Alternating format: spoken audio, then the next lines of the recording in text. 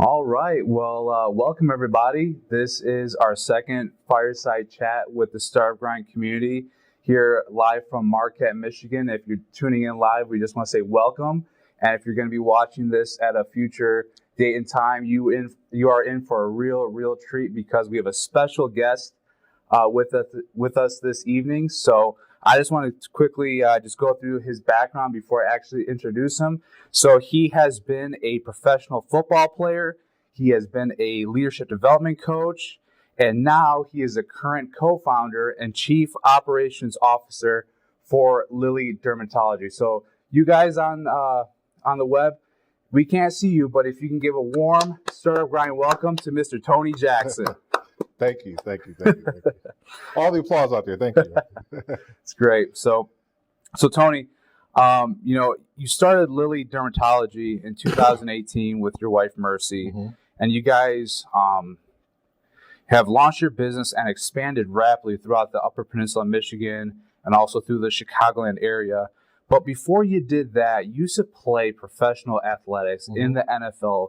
Can you talk a little bit about your experience there and the transition that happened from playing in college to playing professionally?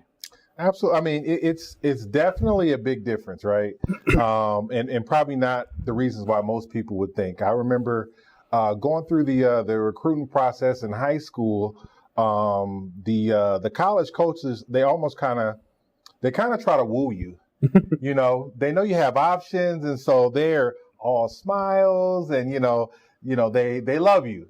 You feel the love, right? And I remember when I first got to college, the guy who actually recruited me was familiar with the area that I was from, kind of a coaching legend.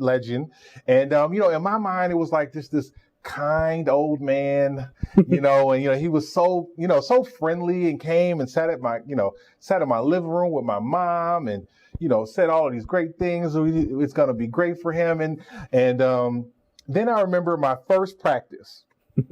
My roommate at the time was a linebacker. So if you know anything about football, tight ends, which is the position I played, and linebackers are kind of arch nemesis, right? Yeah. And so, again, in my mind, this old, gentle, kind man, this is the guy who recruited me, and my mom entrusted him to take care of me.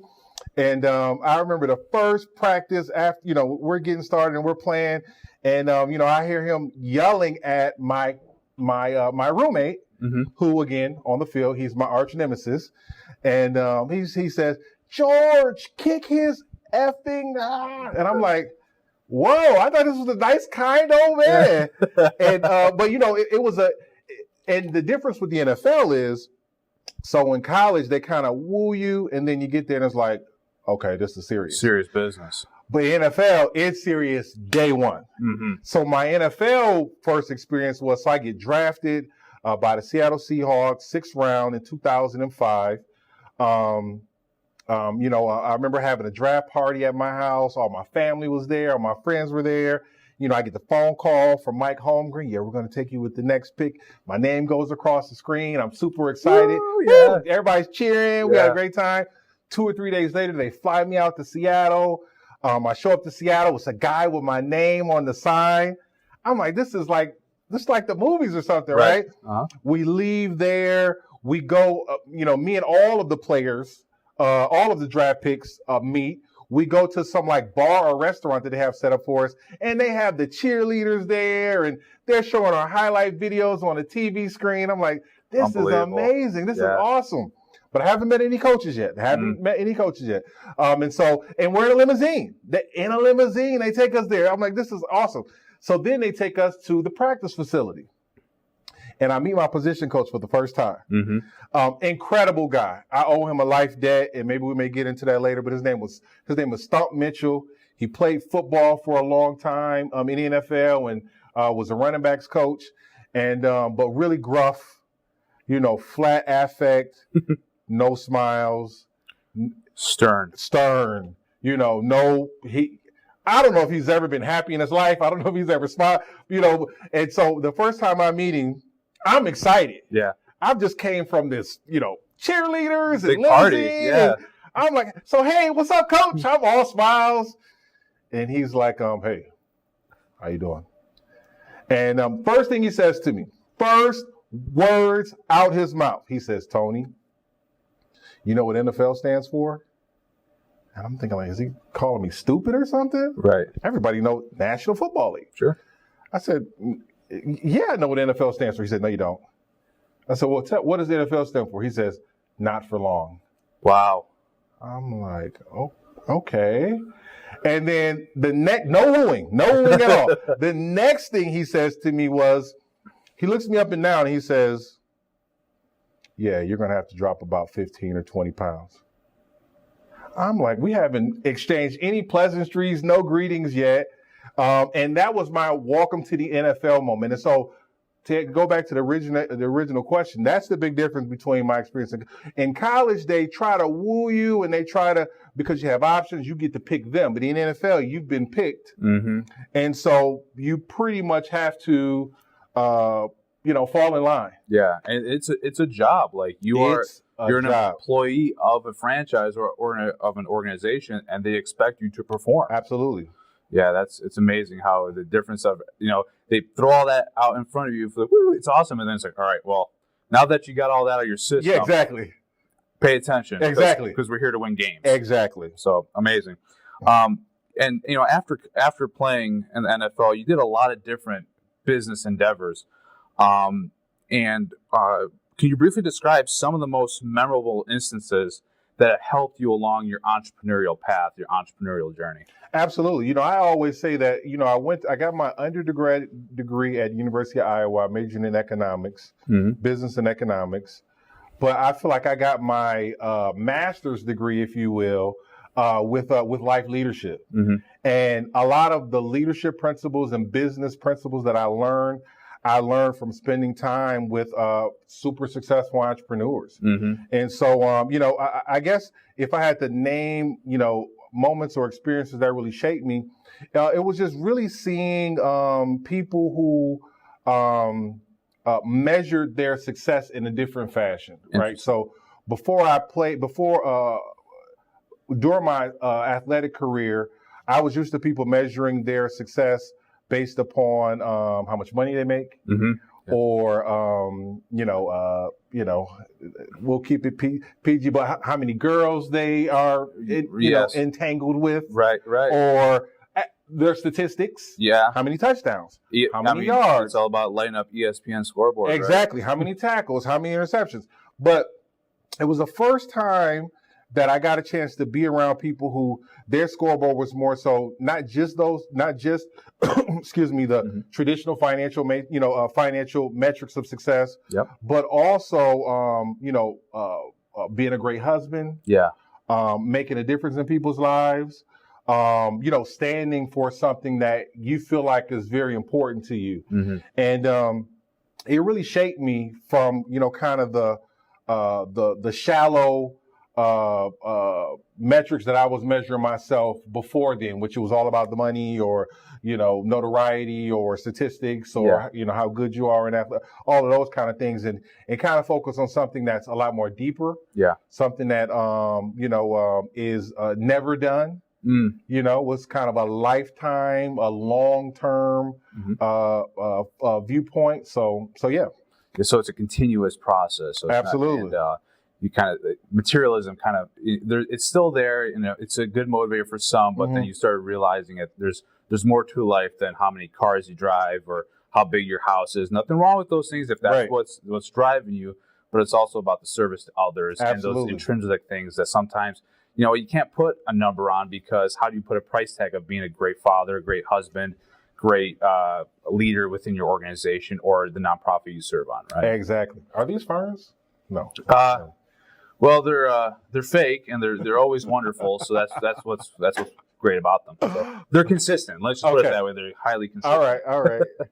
So I mentioned earlier that you started Lilly Dermatology in 2018 with your wife Mercy, mm-hmm.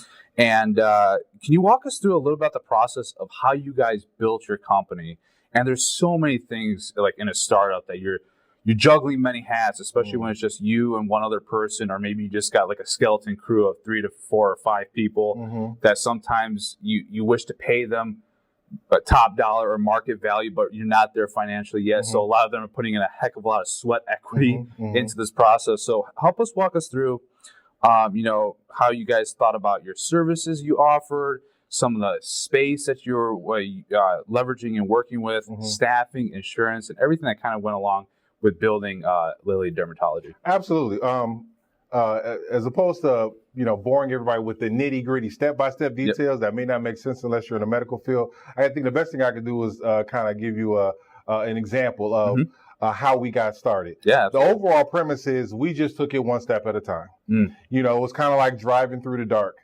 We didn't know what was far out. We just kind of took it one step at a time. And so when we got started, our daughter, who we actually named the practice after, she was barely 1 year old, right? Not a normal 1 year old because she was a preemie. So she was our first 3 months of life. She was in the NICU. We didn't bring her home until after 3 months. And so a preemie at 1 is kind of almost like a 9-month-old or 8-month-old. Slightly, premature. Absolutely. But still healthy at least, and exactly. Still going through regular development, just slightly exactly. Lacking, Exactly. And so where we are now, we don't have any family. So all of our family is miles away. So it was basically Mercy and I, caring for Lily while we're attempting to launch this company. And so it was kind of weird. Like, for example, we decided that we were going to partner with different hospitals. And so only one of us could go at a time. She would have to go and I would have to stay back with Lily. Yeah. I would have to go. She would have to stay back with Lily. Yeah. But one of the number one things that I remember is this was before we had our software system set up. We were setting up appointments on papers. And you guys both know how organized I am. So that went amazing. For about 3 seconds. Exactly. So I was the human resources, the administrative staff, the HR. I was everything. Yeah. Besides the doctor. And she was the doctor, the nurse, she was everything. So I would be at home taking phone calls to set up appointments while holding Lily. Lily would start crying. I would put them on mute, run in the room, set her on the bed, run back, close the door. Hey, I'm sorry. I had a lost connection or something. You must have cut out for a little bit. Yeah, you must have cut out. It was a bad service. So what did you say again? And this was that was kind of the that was kind of the epitome of how we got started. It was messy. Things were crazy. A lot of times we didn't know what we were doing. Yeah. We were trying different things out. We solicited all the help and feedback we could get from anybody who would, went through that same process. But we didn't know a lot of people. Yeah. And so Mercy actually relied a lot on Facebook groups. Okay. Because there's these dermatology Facebook groups that are closed to only dermatologists. And, we would read their comments and implement some of the things that they said. It wasn't pretty. Yeah. And we just kind of learned as we went, made a lot of mistakes, did some really good things. But I think the most important thing that we did was we started, and we kept going because it wasn't a good time. It was a horrible time. Yeah, you know what I mean. When you start talking about leaving corporate America, no health insurance, we got a little baby who is premature, and trying to figure all of these different things out. But we were very blessed. God kind of led us step by step, and and it's always the thing of if you wait for all the lights to turn green before you head into town, you'll never go anywhere, right? Absolutely. It's like you just kind of have to go and do the best you can with what you got. And I think now you're looking back, it's like, those were crazy and tough times, but at the same time, you weren't too hard on yourself. It's like, listen, we're doing what we can with what we got. And, there's a lot of, like you said, like Facebook groups and other resources available that if you're hungry and ambitious enough and you're just thinking creatively, that opportunities will present themselves and you just got to get after it. It's an amazing thing that the majority of people that, tune into Startup Grind, they are those innovators. They are those, I'm not taking no for an answer. It's right. A no is just a not right now, but sooner or later, with enough tweaking, enough adjustments, and the right personnel and people and resources that eventually present themselves because you were just working your butt off. Yep. things tend to start moving in the right direction. So that's really amazing, because hearing the back of that, and then you were able to see patients all across the Upper Peninsula of Michigan and Chicago traveling. How did you guys manage the schedule to make sure that these people, these patients that you served, were getting quality care, and at the same time, you guys weren't burning yourselves out? Because that's another thing is, yes, specific times you're like, yeah, we can do it, we can do it, and then eventually you're like, ooh, maybe we can't do it, or we are over our heads. So how did you manage quality care for your patients at the same time not hitting burnout? Absolutely. So as far as managing the quality care, that's been not super difficult because we're there. So anytime care is given, we're there. And my wife is the quality care. She sets the bar high. Yeah. As far as how patients should be treated, how staff should be treated, and so that's, I won't say that's the easy part, but we're there. Now it's a fine line, a balancing act, because I'm sure if we surveyed all of our customers, all of our patients, that there will be some people who will be unhappy for the simple fact that we are only in one place at one time. Yeah. And so people in Chicago say, why aren't you here 4 weeks out of the month? Yeah. People here are like, why do you leave ever? Right. Why aren't you here all the time? So for their convenience. We just came from Hancock today. They're like, why aren't you here in Hancock 5 days a week? We go to Munising. They're like, you only come here 1 day a week. But you're already doing something. I don't mean to cut you off, but you're already doing something like incredible. Is, as a doctor, it's almost equivalent to how you guys travel, of making house calls. Which is a lot of doctors, and it's not to put down the doctors or any type of profession, but the patients typically come to them. Right. The doctor doesn't leave there and go elsewhere, unless, of course, it's that type of line of work. But oftentimes it's like you are doing the quote house calls. Absolutely. So and I have to give credit where credit is due. We got that information from our lawyer, who was on a board at the hospital. She's worked with several different doctors before, and she said, well, have you guys ever thought of contracting with different hospitals? Because we were actually going to kind of do the kind of brick and the normal way of the traditional route, buying a place, and kind of going that way. And it was her idea. And so, we've been very blessed to have incredible people around us. Yeah.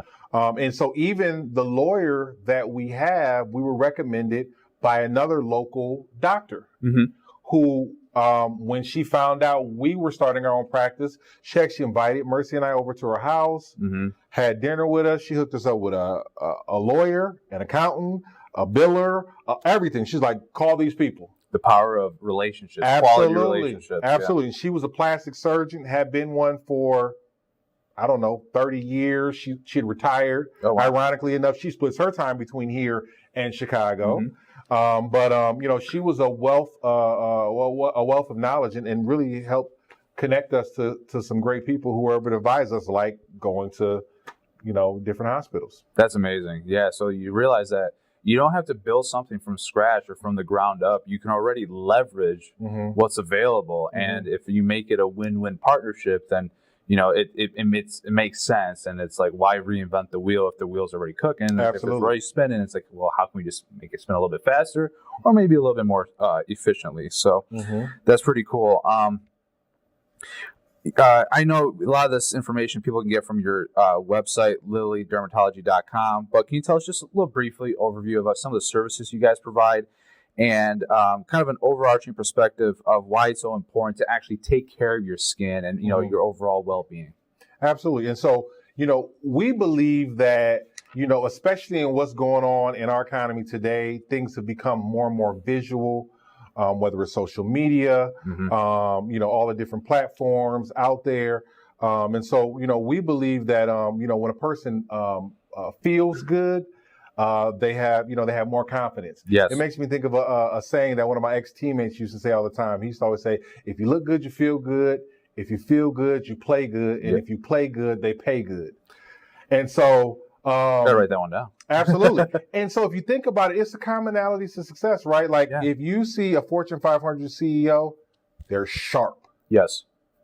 Male, female, young, old, they're sharp. Now, when I say sharp, I don't necessarily mean you got to have a $5,000 suit and expensive jewelry, but their skin looks great. Yeah. Their hair is groomed. Their nails are taken care of. Yeah. And so just some of those some of those things that appear to be small on the surface actually have a huge effect on a person's self-esteem, and then also on your access, your ability to get in front of certain people and communicate to certain people, and also your ability to sell to your customers and your clients. And so that's kind of one of our foundational beliefs. And so from that belief, we have cosmetic services, we have medical dermatology services, surgical services.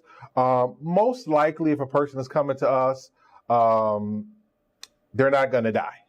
You know what I mean? It's not. It's not a life or death. It's not a life or death situation. Yeah. But oftentimes, things that are may not be life or death are just as urgent.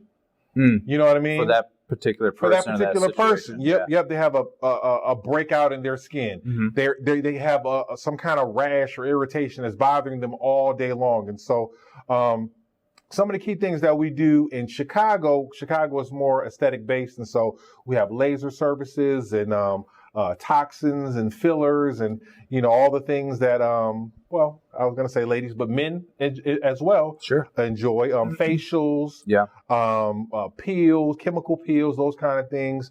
We do all of those services here in the UP as well. Yeah. But here we're more surgical based, more medical dermatology based. So psoriasis, acne, skin cancers, those kind of things. Wonderful. No, that's great because you hit a good point of it's about confidence, Absolutely. Someone, and you said that these are minor things, like, like you said, nails or your face or make sure you're clean shaven, hair is nice. Mm-hmm. But people are judging us subconsciously, whether sometimes we want to admit that or not. They say, you're not supposed to judge a book by its cover, but we still do. Absolutely. And oftentimes that could be a not necessarily a defense mechanism, but it's a survival instinct because sometimes if you're looking at someone, they look kind of rough around the edges. You don't know, like, is this a dangerous situation, right?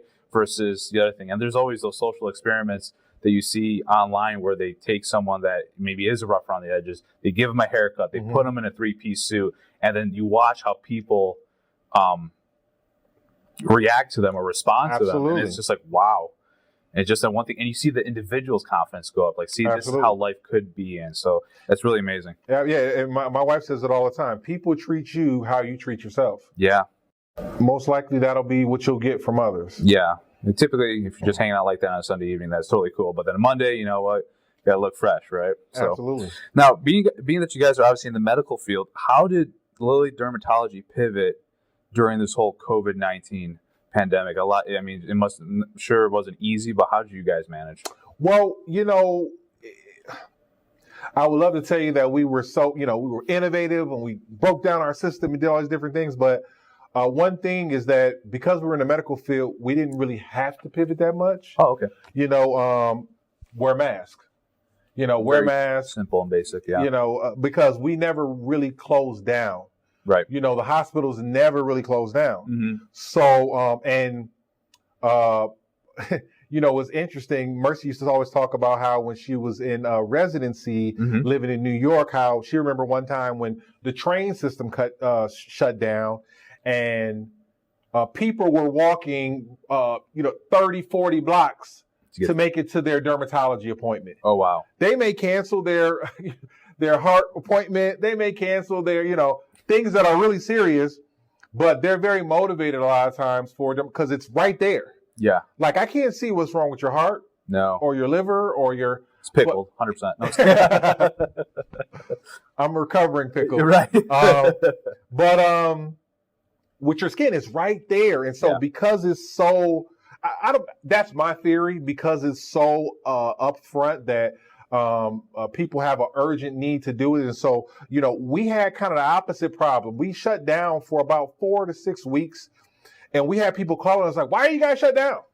When are you guys opening back up again? We're ready to. So So the customer or the patient's needs were there. It was high demand. Like, Absolutely. hey, like, come on, like, we want to come and see you. Absolutely. Please, like, they're literally knocking at your door, like, open up shop. We want to come in. Yeah, and so that's one thing that's kind of different being in the medical field. As far as COVID, it didn't really have a we weren't like a restaurant or some of these other places that really had to get nimble, really had to be creative and think outside of the box to be able to keep the doors open. And then we were in a great position because we didn't have a mortgage to pay because we never bought a place. Right. So we were renting space out of locations, and many of them, if we don't show up, we don't pay anything. Yeah. So, that was a great situation. And what that allowed us to do was to continue to pay our employees. Yeah. Who, even though when we shut down for that 4 to 6 weeks, things could get tight if you don't get a paycheck. Yeah. You miss 2 or 3 or 4 paychecks, things could get tight. So because we were nimble and lean in a lot of ways, we were able to, make sure they were taken care of, while things kind of sorted themselves out. That's great because it's the power of not over leveraging yourself. Absolutely. Sometimes, you got to know when to take calculated risk or they're measured risks, but it's not being reckless. Absolutely. You got to know the difference between the two. And like you said, and you got to take care of the people that are taking care of the patients, because without them, everything kind of, it's the domino effect. Everything, falls right on its face. So absolutely. That's just interesting. And I'd like to ask that question because some people had to do some really like creative or sometimes even borderline like illegal things. You're like, wait, are you sure that you're able to do that? Right, you're like, no, I double checked with my attorney. It was totally fine. I'm like, okay. Yeah. But then everyone was figuring out what was going on during COVID. So it's always fun, learning a little bit about that. And, you guys have been in business for, a few short, I guess you call them short years because of how fast things have been moving. But in your time since you opened up your business, have you seen any medical enhancements or maybe technologies or breakthroughs that have changed the way you guys currently practice? Yeah. I mean, one of the biggest things. So first of all, one thing that we do, we use technology that is not, we didn't create it, but it's kind of unique to our area. Yeah. Where we're 100% paperless. Okay. Now, it works out very well for us, but it was almost kind of a necessity because we don't have an office, right? So we don't have a space. So we don't have a place to put file cabinets and store a bunch of stuff. And fax machines. Yeah, so, we have to be able to pick up. We literally show up, unload, do our thing, pack up, and we're out of there. So our software allows us to be able to do that. One of the biggest things that we've implemented, and this has been within the last 3 to 6 months, because we kept having an issue with some of our administrative staff where, we couldn't find someone who we were looking for a long-term position. Yeah. Someone who would stay and be there. And we have some of those, but we didn't have enough. And so through Mercy's network of dermatologists that she knows that are in Seattle and LA and New York, they told us about a virtual nursing program. And that's been huge for us. And so we've implemented virtual nurses. We have 2 of them right now. We'll probably have more before it's all said and done. Great. But they're in the Philippines. Okay. Now, here's the thing that's interesting. If they were in the U.S., they're both RNs. So if they were in the U.S., they would be, $70,000, $80,000 a year income earners. Yes. They would definitely not, we couldn't afford to pay them to do what they're doing for us. But what we pay them based upon the money in the Philippines, it almost translates, to the same amount. And they're, intellect-wise, super intelligent, super sharp. You show them something one time, they got it. You know what I mean? Pick up, learn software, no problem. That's great. You got a new program, you show them how to do it, they go through a tutorial, they got it. That's amazing. And so that's changed. That's very much, it's allowed our nurses to be more effective. And so now a lot of the back end stuff they don't have to do. And they can be 100% focused on the face-to-face patient care. Yeah. It's allowed us to definitely be more efficient. So that's probably the biggest technological change that we've been able to implement. Yeah, that's amazing. Like, a lot of people are, especially when a lot of people working from home or remotely now, like a lot of that stuff can be done without an office space. You just a laptop and internet connection. Absolutely. And a good communication system to document everything, the protocol behind it. And you can be all over the world. And these people are obviously in the Philippines, and you guys are here in the United States, and still be able to transact business. So that's pretty amazing. So a little birdie told me that you and Mercy might have your birdies? own. Yeah, well, birdies. They periodically they're in here sometimes. Yeah. That you might have your own TV show on the TLC television network. You want to tell me a little bit about that? Yeah, that was crazy. I've had someone ask me the question before. How did this opportunity come up? Yeah. And literally, they slid in our DMs. We get a DM message, and and we didn't even think it was real. We're like, somebody must be messing with you. This is a prank. Yeah. Is this some kind of scam or something? What's going on?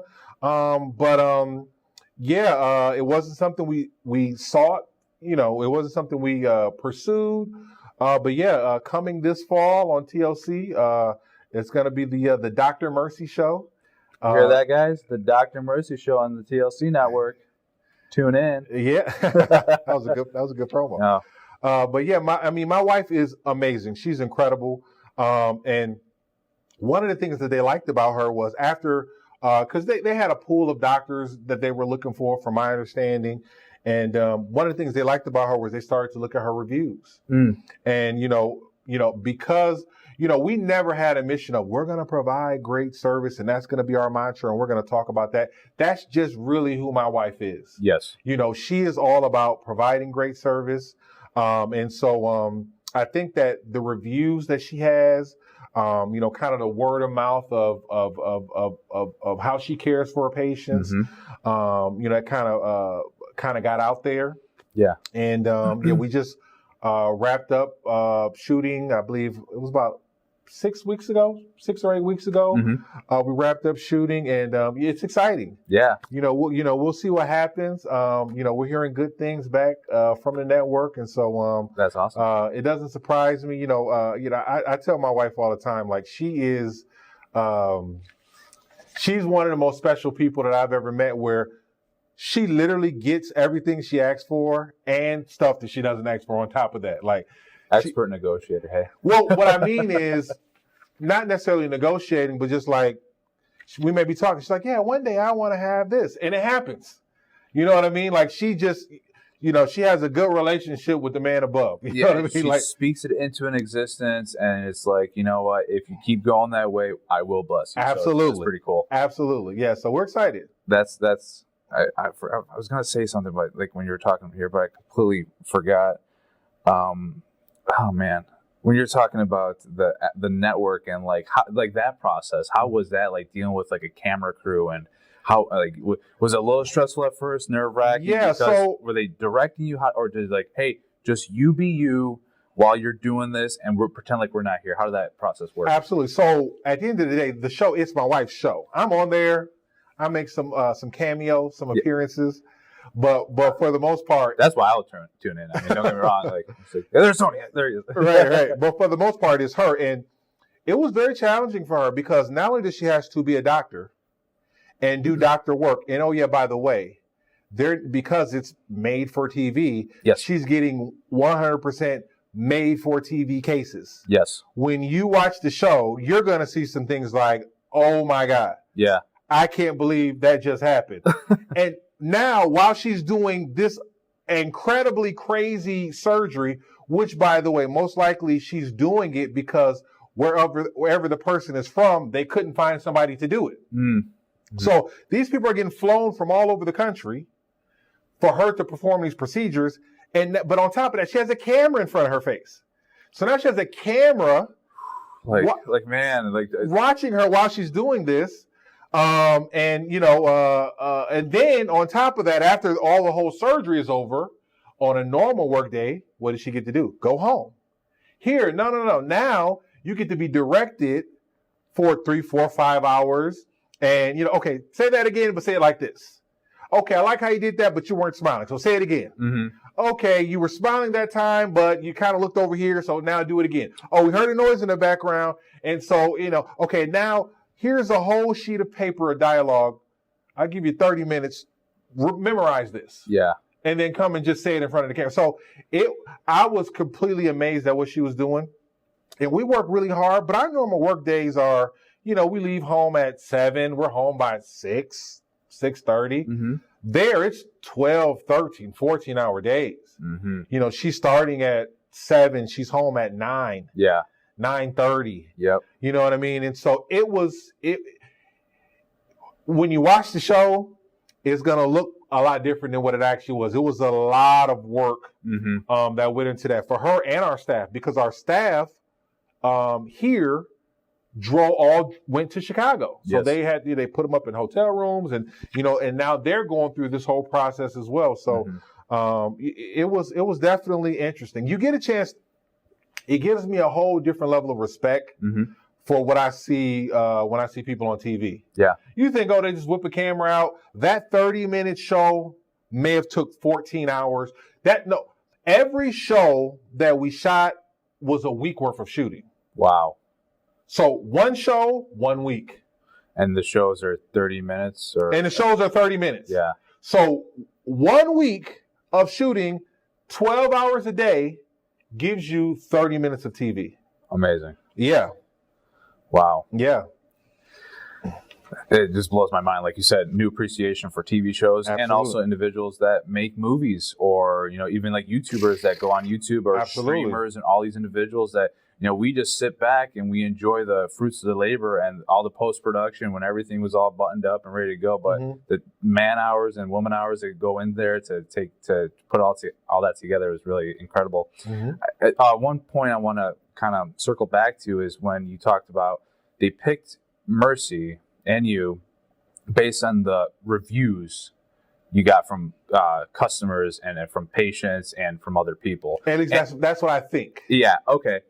But what's also very important about that is you guys were not seeking, hey, make sure you give us a nice thumbs up, or, a good, review, or, 5 stars or 5, whatever, Right.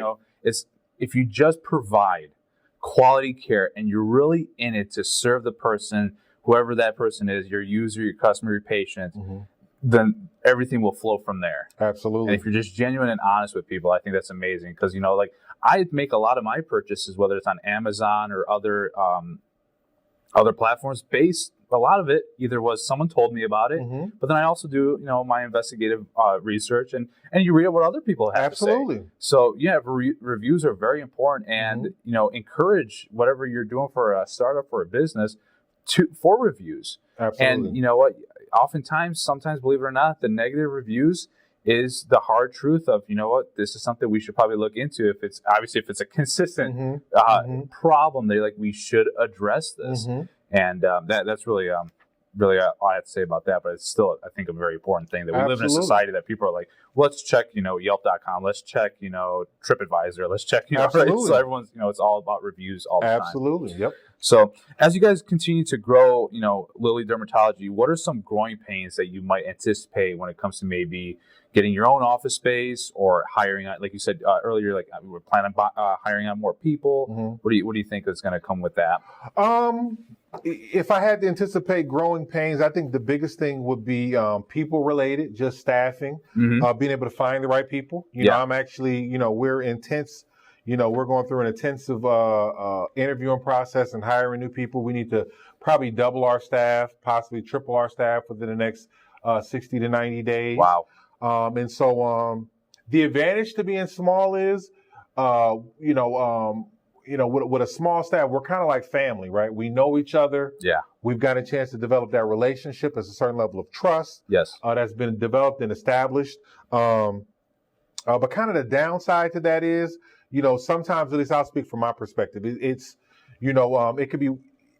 could be, sometimes I'm concerned about inviting more people in because I know the culture that we have. I know the environment that we have. And so I am very, very particular on who we bring aboard and who we invite in. We know we need to invite more people in as we expand. But we're very big on work environment, work experience. We spend more time with our fellow coworkers than we do with our own families a lot of times. We're Monday through Friday at least, 8 to 10 hours a week, and so it's very important to have a great work environment. And so I am a hawk for negativity in the workplace. I am a hawk as far as rooting out negative people who don't fit.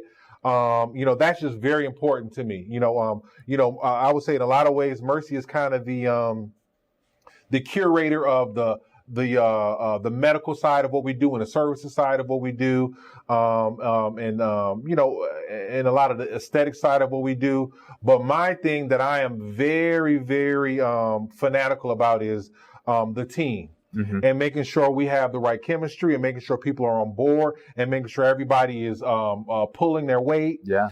Making sure no one is, kind of being a cog in the wheel. Yeah. That's very, very important to us. And so,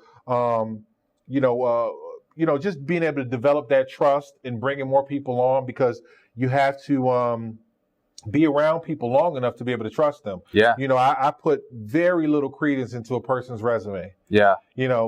I was going to ask, obviously that stuff is once they're in and simulated, but how do you gauge? I mean, it's hard to gauge it when whatever your interview process is, whether it's a phone versus a face-to-face, whatever, et cetera. So one thing that we actually did differently, because again, this went from mistakes. So I started off hiring based on resume. Mm-hmm. Ooh, this person has the biggest degree. Yeah. Or, ooh, this person has been doing it the longest. Hired.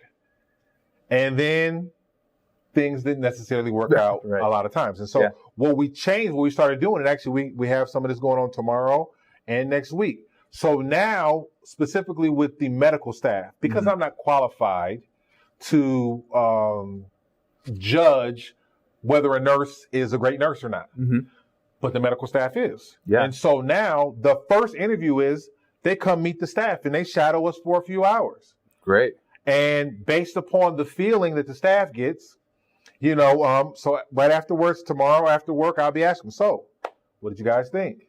And this is part of your leadership style, right? It's like you allow them to tell you, hey, you're not the boss. I'm not here to hire you, so I tell you what to do. It's almost more the reverse. Correct? Absolutely, because at the end of the day, they're going to be working with them more than me. Yeah. I don't really see the medical staff at all because I'm not in the room with the patients and I'm not, doing those things. And so, and they understand what it takes to do their job more than me. Yes. And so, they're closer to the situation than you are. Absolutely. Absolutely. They can pick up on cues. They see what's going on. So, that's been one thing that we've been implementing. And since we started, we've gotten a better understanding of who we're hiring. And I think it's put us in a position to be able to make better hires. That's awesome. That's great.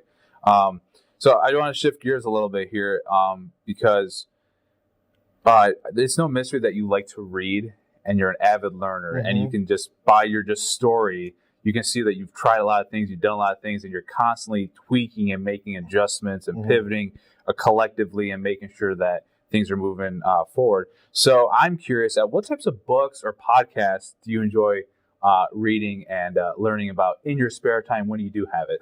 Absolutely. I mean, the topics that I really am interested in is history, economics, business, leadership, social issues. These are things that I'm very passionate about.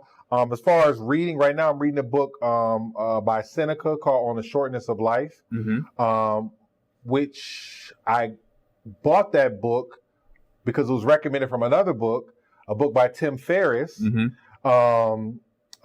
so that book is, I can't remember, what's the name of that book?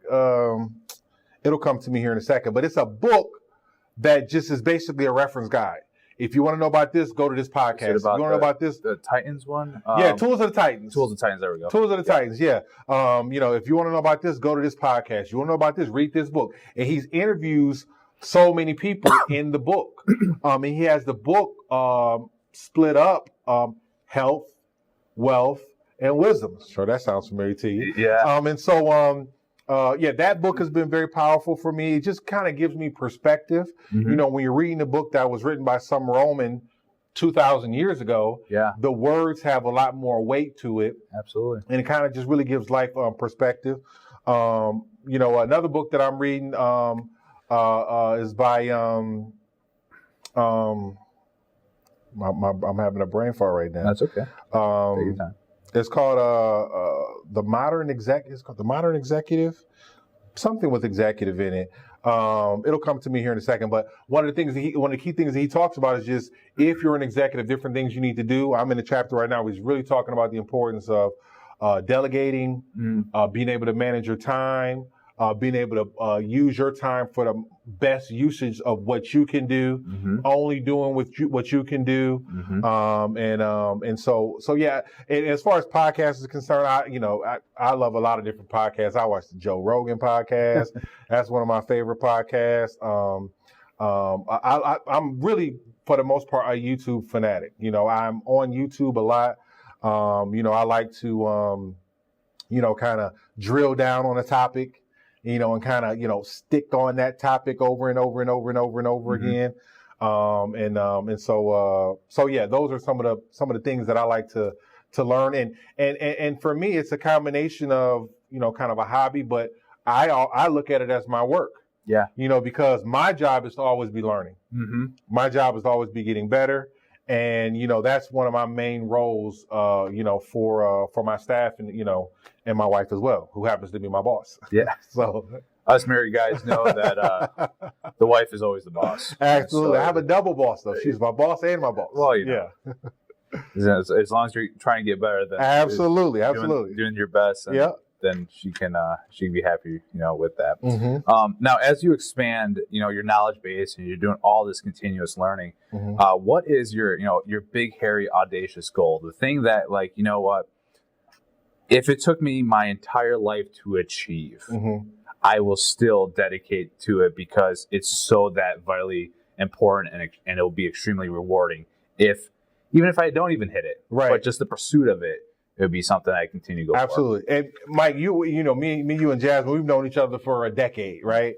And so if you'd asked me this question 10 years ago, it would have probably been like, okay, I want a private jet or my own island or, it would have been something, something crazy like that. And, but as time has went on, for me, it's more based upon the legacy I want to live. And, one of the biggest legacies I want to live is I want to be able to help change and influence the narrative of what it means to be a black man in America, what it means to be a black family in America, an entrepreneur, and the reason why that's important to me is because even still to this day, we were talking earlier about the whole looking good and we have a great appearance, people, I can see that a lot of times who I am, oftentimes I have to overcome that initially when I meet people. It's something that I'm used to. I went to the University of Iowa, being in life leadership. We were in a lot of different places that I would have probably never been, talking to a lot of people that I probably would have never talked to, but it was great practice, right? Yes. And so, when I come across someone, I know how to, in the first 30 seconds, get them to judge me by who I am and what I'm sharing and what I do as opposed to my appearance. Yeah. But it's something that I can't ignore, the fact that a lot of times I know that just me going around and being myself, people already have an idea of who I am. Absolutely. They already have an idea of what I'm about just because of my appearance. And, it's something that I want to be able to have a positive influence on. I want to be able to change that. If you talked about something that I would be willing to dedicate my life toward, there is nothing financially that I'm willing to dedicate my life toward. Really, money is not that big of a thing to me. Yeah. Now, don't get me wrong, I like money. Yeah. Don't get me wrong, I want as much as God will bless me with. But it's not my motivation. Yeah. If we never increased our income from what it was now, it wouldn't affect my lifestyle zero bit. We're blessed to have the lifestyle that we have, and more would not make my life more. And it's just a tool at this particular point, right? It's just it's what it can offer and what you can do for others and bless other people's lives. Absolutely. But when you when you see some of the some of the social issues that have been happening in the last few years, that for mainstream America is like, wow, this is going on. But for a huge part of America, they're like, yeah, we know this has been going on. Welcome to the conversation, right? Absolutely. And so, I would like to, my big, hairy, audacious goal to be, I could have some kind of impact, move the needle in some kind of way, be able to change the narrative of the story. Because I feel like oftentimes when people are ignorant about something, it's mostly because they haven't had an experience. And so I know for a lot of people, specifically, with me being here in the UP, with me being a part of Life Leadership, I know a lot of people, their experience when it comes to African Americans started with me as far as their face-to-face experience. And so hopefully they would think about their interactions with me and allow that to tint how they view other people, to realize he was just a normal guy. Yeah. And you make a good point, because you don't meet Tony Jackson, you experience Tony Jackson, right? Like their first experience was with you, because matter of fact, this is how you are all the time. Right. Super excited, super friendly. And if someone gives you the time of day to have a chat with them, depending on what, sooner or later, you're going to find something that you want to talk to them about. You edify them for who they are. You have great people skills too, and you're an awesome listener as well. So when you're able to talk with people, you have a very easy way of just being relatable to get close to someone and be like, hey, yeah, I totally get what you're coming from. I used to blah, blah, blah. And so that's super amazing that, that is the BHAG, or Big Hairy Audacious goal, is to, white, black, whatever these labels that society throws at us, that doesn't matter. It's about your ability to be just a good human being and to serve others and to just be a light in a dark world. Why it doesn't matter, but it does matter. Yeah. It doesn't matter, but it does matter. My goal is for it not to matter. Right. But as of right now, it does matter. And so, I want to be able to push the needle, be able to influence, the story, because all of this is stories, right? Yeah. It's just stories we tell. Yeah. Some people tell themselves stories like, oh, these kind of people are like this, and I need to be worried about it. And it kind of works both ways, right? Sure. Like, I remember when I was going to different places, or, even living up here, I would talk to people, friends back home, and they're like, you're up there, be careful. Right. Because this and that and the other thing. And again, it's the story that they've been telling themselves. But it's easy to tell yourself a story when you're disconnected. Yes. When you're separated. And, when you start to study, I just finished my last, my last week of finals last week, and I'm coming into my last semester of law school. But when you start to study the law, you realize that we are separated for a reason. It has been legally enforced, and so when you have generations of people who have been separated, you can kind of start to make assumptions about people. But I'm very optimistic, because via culture, music, social media, all of these different things, I feel like people are coming together, especially when you start to talk about young people. Yeah. You know what I mean? They don't necessarily see those those dividing lines, those constructs and those paradigms are now being just shattered. Yep. They're no longer the racial constructs, the male female constructs. Like, people are starting to I believe starting to more, it's not. And I heard someone talk about this before. This is not something that's going to happen overnight. No, right. I don't think that it's going to happen even in my lifetime. It's going to take time, because it took hundreds of years to get this way. But I see things changing for the better, and I'm optimistic when I look at the younger people. Yeah, and like you said, everyone's making assumptions, but we all know what happens when you make an assumption. Absolutely, right? absolutely. So as we kind of near our time towards the end here, I mean, this was absolutely fantastic. First of all, it's always just fun hanging out with you. I enjoy it. We're not just doing business stuff. We're just, teeing off on the golf course. Right. We got to get back out there. That was stogies ready. Stogies, yep.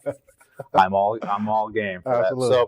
So, as we wrap up, what is kind of the simplest way for people to connect, maybe with you, or to learn a little bit more about Lilly Dermatology, or if they just want to talk business books with you, or just connect with you, just have a chat? How would they go about connecting with you? My IG is at Tony Jackson _18. Our business IG is at Lilly Aesthetics, at Lilly Dermatology. That's also our Facebooks as well. And so that's probably the easiest way to reach out and connect to us. Obviously, our website is www.lillydermatology, lillydermmd.com. Mm-hmm. So they definitely can look out for us there. Mm-hmm. And look out for the Dr. Mercy show. That's going to be coming up. The Dr. Mercy show in the fall. On the TLC network. And absolutely. Coming to a television show near you. And you guys have just one season or multiple? Well, the way it goes is, they go one season at a time, right? Sure. So based upon, the reception, how much people watch it, how much they view it, how much they engage and interact. So if you hear that, your help is Tony's success, and I'm sure it all comes around forward. It comes full circle. If you help those, and the great thing about the Star Grind community, it is a help others, give first mentality. Absolutely. And then it's amazing what happens when everyone gives, because then there's more to go around. Absolutely. For everyone. So. And the super cool thing about the show is that the wow factor is crazy. You're going to see some things that I could not look at. I'm a wimp, okay? You're going to see some things that I couldn't look at, as far as stuff that she was removing. And it's crazy. But another thing that we're super excited about is because and we begin feedback on this front is, people just seeing Mercy do her thing. It's very rare, going back to changing the narrative. It's very rare for you to see a black doctor, a black surgeon. Yeah. And so now you're seeing this black surgeon perform these incredible superhero you're like, whoa, procedures. Yeah. She has, she's doing things with people and they're coming back, they're crying, they're telling her testimony that she's been able to help them. And, we just hope that maybe some little black girl somewhere, boy, or anybody for that matter, who may not necessarily feel like they can do something, can watch the show and think, you know what, maybe I can, and kind of be inspired to be able to shoot for that big dream, whether it's becoming a doctor or whatever the case may be. Awesome. That's great. So we're kind of nearing the time on this Star of Grind Marquette chat with Tony Jackson. Tony, thank you so much. It's been a pleasure having you with us. Thanks for having me. I appreciate it. And we hope that you guys tune us back, because I'm sure we're going to have you on this back again sometimes for maybe a panel discussion with different entrepreneurs. And we are super excited to be part of the Startup Grind community, helping to inspire, educate, and mentor other entrepreneurs and other individuals so we can grow a better world together. So thank you so much for tuning in, and we'll talk to you guys soon. Thanks a lot.